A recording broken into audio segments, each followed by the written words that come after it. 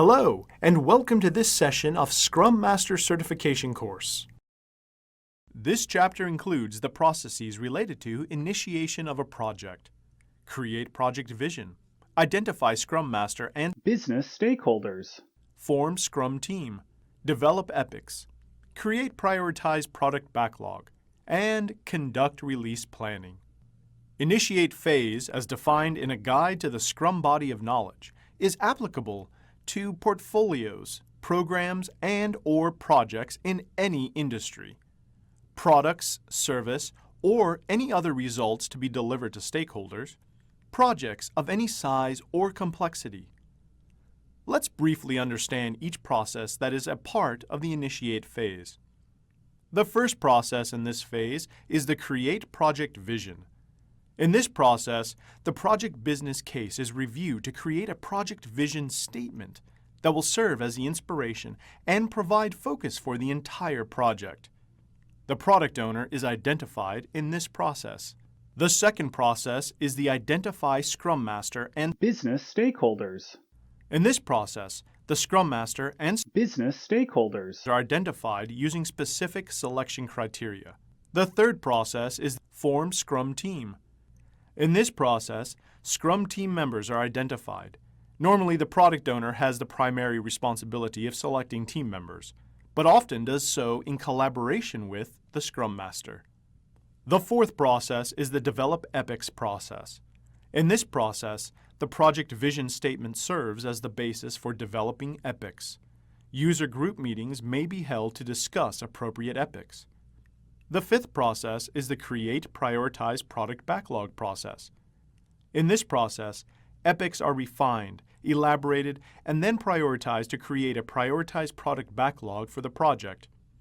The done criteria is also established at this point.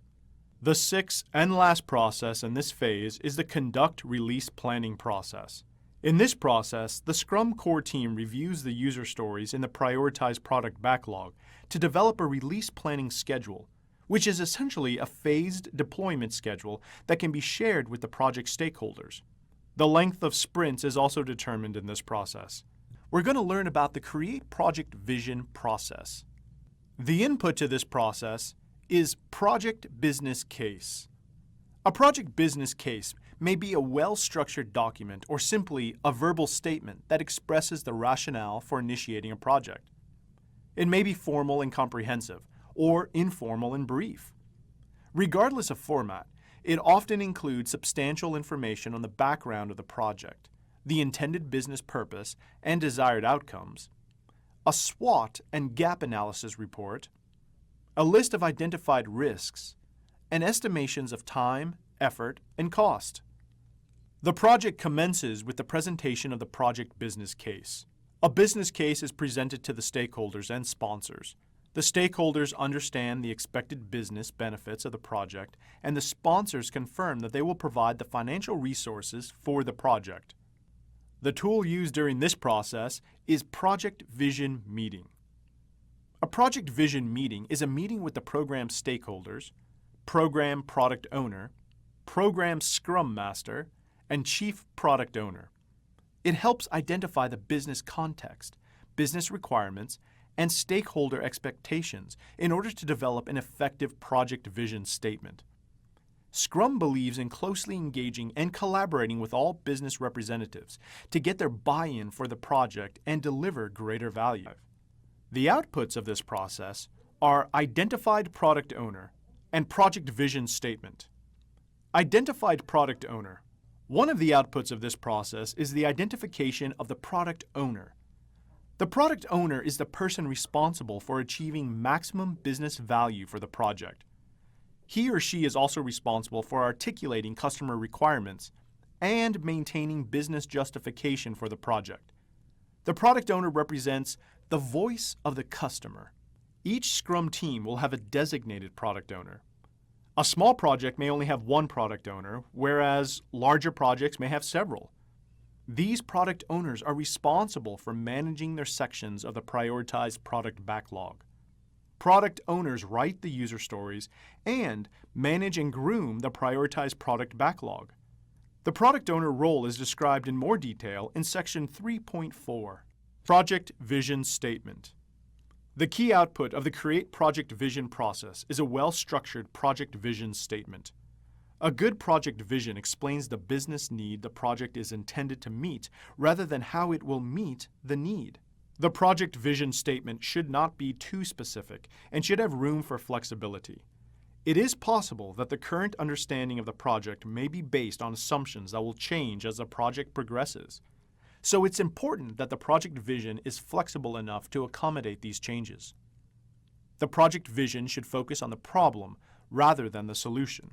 We're going to learn about the Identify Scrum Master and Stakeholders process. The inputs to this process are Product Owner and Project Vision Statement. The Product Owner and Project Vision Statement is described in Module 2 that deals with the Create Project Vision process. The tool used in this process is the selection criteria. Selection criteria. Selecting appropriate Scrum Master and identifying relevant stakeholders is crucial to the success of any project. In some projects, there may have been preconditions stipulating certain team members and their roles. When there is flexibility in choosing Scrum Masters, the important selection criteria are problem-solving skills. This is one of the primary criteria to be considered while selecting Scrum Masters. The Scrum Master should have the necessary skills and experience to help remove any impediments for the Scrum team. Availability. The Scrum Master should be available to schedule, oversee, and facilitate various meetings, including the release planning meeting, daily stand-up meeting, and other sprint-related meetings. Commitment. The Scrum Master should be highly committed to ensure that the Scrum team is provided with a conducive work environment to ensure successful delivery of Scrum projects. The outputs of this process are Identified Scrum Master and Identified Business Stakeholders. Identified Scrum Master.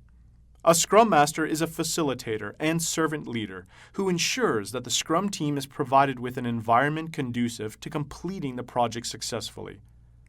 The Scrum Master guides, facilitates, and teaches Scrum practices to everyone involved in the project, clears impediments for the team, and ensures that the Scrum processes are being followed. It is a responsibility of the product owner to identify the Scrum Master for a Scrum project. Identified Business Stakeholders is a collective term that includes customers, users, and sponsors, frequently interface with the Scrum core team and influence the project throughout the product development process. It is for the stakeholders that the project produces the collaborative benefits. We're going to learn about the Form Scrum Team process. The inputs to this process are Product Owner, Scrum Master, and Project Vision Statement. The tools used in this process are Scrum Team Selection, Scrum Team Selection. The Scrum Team is the core of any Scrum project, and getting the right team members is important for successful delivery of Scrum projects. Scrum team members are generalists and specialists in that they have knowledge of various fields and are experts in at least one. Beyond their subject matter expertise, it is the soft skills of team members that determine the success of self-organizing teams. Ideal members of the Scrum team are independent, self-motivated, customer-focused, responsible, and collaborative. The team should be able to foster an environment of independent thinking and group decision-making in order to extract the most benefits from the structure. The outputs of this process is the Identified Scrum Team. The Scrum Team, sometimes referred to as the development team, is a group or team of people who are responsible for understanding the business requirements specified by the product owner, estimating user stories, and final creation of the project deliverables. We're going to learn about the Develop Epics process. The inputs to this process are Scrum Core Team. The Scrum Core Team consists of the Scrum Team, the Scrum Master, and the Product Owner as described in Section 3.3.1. Project Vision Statement. The Project Vision Statement is described in detail in Section 8.1.3.2. Another input is Business Stakeholders. It is described in detail in Section 8.2.3.2. The tool used in the Develop Epics process is User Group Meetings. User group meetings involve relevant stakeholders who are primarily users or customers of the product. They provide the Scrum core team with first-hand information about user expectations. This helps in formulating the acceptance criteria for the product and provides valuable insights for developing epics. These meetings also promote buy-in for the project and create a common understanding among the Scrum core team and relevant stakeholders. The outputs of the Develop Epics process are epics and personas. Epics. Epics are written in the initial stages of the project when most user stories are high-level functionalities or product descriptions and requirements are broadly defined. They are large, unrefined user stories in the Prioritized Product Backlog. Once these epics come up in the Prioritized Product Backlog for completion in an upcoming sprint, they are then broken down in smaller, more granular user stories. These smaller user stories are generally simple, short, and easy to implement functionalities or blocks of tasks to be completed in a sprint. Personas. Personas are highly detailed, fictional characters, representative of the majority of users, and of other stakeholders who may not directly use the end product. Personas are created to identify the needs of the target user base. Creating specific personas can help the team better understand users and their requirements and goals. Based on a persona, the product owner can more effectively prioritize features to create the prioritized product backlog. Creating a persona involves assigning a fictional name and preferably a picture, like a stock image, to the character.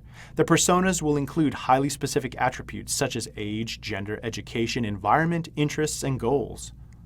We're going to learn about the Create Prioritized Product Backlog process. The inputs to the Create Prioritized Product Backlog process are Scrum Core Team, Epics, and Personas. The Scrum Core Team is described in section 8.4.1.1. Epics are described in section 8.4.3.1. And Personas are described in section 8.4.3.2. The tool used in this process is User Story Prioritization Method. User Story Prioritization Methods. Some techniques used to prioritize the user stories or requirements in the Prioritized Product Backlog on the basis of business value are Moscow Prioritization Scheme. The Moscow Prioritization Scheme derives its name from the first letters of the phrase must have, should have, could have, and won't have. This prioritization method is generally more effective than simple schemes. The labels are in decreasing order of priority, with must-have user stories being those without which the product will have no value, and won't-have user stories being those that, although they would be nice to have, are not necessary to be included. Paired comparison. In this technique, a list of all the user stories in the Prioritized Product Backlog is prepared. Next, each user story is taken individually and compared with the other user stories in the list, one at a time. Each time two user stories are compared, a decision is made regarding which of the two is more important. Through this process, a prioritized list of user stories can be generated. 100-point method. The 100-point method was developed by Dean Leffingwell and Don Widrig in 2003. It involves giving the customer 100 points that they can use to vote for the user stories that are most important. On completion of the voting process, prioritization is determined by calculating the total points allocated to each user story. The first output of this process is the Prioritized Product Backlog. Prioritized Product Backlog. The product owner develops a prioritized product backlog which contains a prioritized list of business and project requirements written in the form of epics, which are high-level user stories. The prioritized product backlog is based on three primary factors: value, risk or uncertainty, and dependencies. It is also referred to as the risk-adjusted product backlog, since it includes identified and assessed risks related to the project. Let's examine each of the factors and understand how they affect the prioritized product backlog. Value. It is the product owner's responsibility to ensure delivery of those products that provide the highest level of business value. Risk and uncertainty. The more uncertainty that exists, the riskier the project is. Therefore, it is important that riskier products in the prioritized product backlog are given higher priority. Products carrying a higher level of risk will also require risk mitigation actions. When these risk mitigation actions are prioritized against the backlog, the result is a risk-adjusted product backlog. Dependencies. It is usually not possible to create a prioritized product backlog in which there are no dependencies between user stories. Functional requirements often depend on other functional and even non-functional requirements. Two of the most common ways to resolve dependencies are to either split a single story into multiple parts or combine independent stories. The second output of this process is the done criteria. Done criteria. Done criteria are a set of rules that are applicable to all user stories. A clear definition of done is critical because it removes the ambiguity from requirements and helps the team adhere to mandatory quality norms. This clear definition is used to create the done criteria that are an output of the Create Prioritized Product Backlog process. A user story is considered done when it is demonstrated to and approved by the product owner who judges it on the basis of the done criteria and the user story acceptance criteria. We're going to learn about the conduct release planning process. The inputs to this process are Scrum Core Team as described in section 8.4.1.1, Business stakeholders as described in section 8.2.3.2, Project Vision Statement described in section 8.1.3.2, Prioritized Product Backlog as described in section 8.5.3.1, Done Criteria as described in section 8.5.3.2. The first tool used in this process is Release Planning Session. Release Planning Session. Release planning sessions are conducted to develop a release plan. The plan defines when various sets of usable functionality or products will be delivered to the customer. In Scrum, the major objective of a release planning meeting is to enable the Scrum team to have an overview of the release and delivery schedule for the product they are developing so that they can align with the expectations of the product owner and relevant stakeholders, primarily the project sponsor. Since Scrum Framework promotes information-based iterative decision-making over the detailed upfront planning practice in traditional waterfall-style project management, release planning sessions need not produce a detailed release plan for the entire project. The release plan can be updated continually as relevant information is available. The second tool used in this process is Release Prioritization Methods. Release prioritization methods are used to develop a release plan. These methods are industry and organization specific and are usually determined by the organization's senior management. One output of the conduct release planning process is the release planning schedule. A release planning schedule is one of the key outputs of this process. A release planning schedule states which deliverables are to be released to the customers, along with planned intervals and dates for releases. There may not be a release scheduled at the end of every sprint iteration. At times, a release may be planned after a group of sprint iterations are completed. Another output of this process is the length of sprint. Based on the various inputs including business requirements and release planning schedule, the product owner and the Scrum team decide on the length of sprint for the project. Once determined, the length of sprint often remains the same throughout the project. A sprint could be time-boxed from 1 to 4 weeks. On projects with very stable requirements, sprints can be extended up to 6 weeks. Thank you for watching this video of Scrum Master Certification course.